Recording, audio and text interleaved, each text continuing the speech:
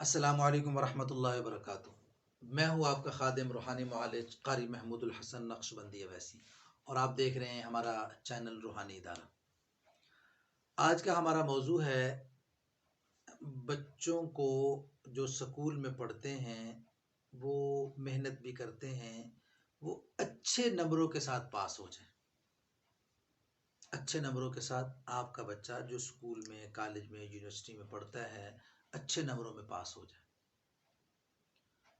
تو اس کے لیے پہلے بھی ہم نے کچھ اعمال آپ کی خدمت میں، ناظرین، دوست احباب کی خدمت میں پیش کیے ہیں۔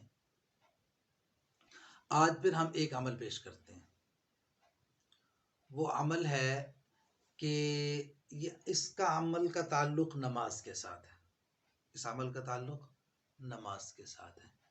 اور جب آپ پیپر دینے لگیں، جب وہ آپ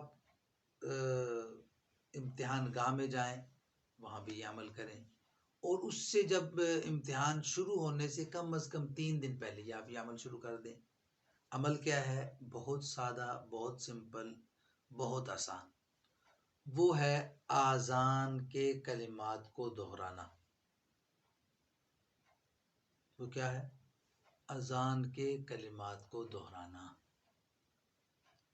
جب آپ کو پتہ چلے کہ فلاں تاریخ سے ہمارے امتحانات شروع ہو رہے ہیں، فلاں تاریخ کو پہلا پرچہ یا تقریری امتحان ہے، تو جب آپ کو اطلاع ملے، آپ کسی بھی ایک نماز کے ساتھ ایک مرتبہ پوری اذان پڑھ لیں۔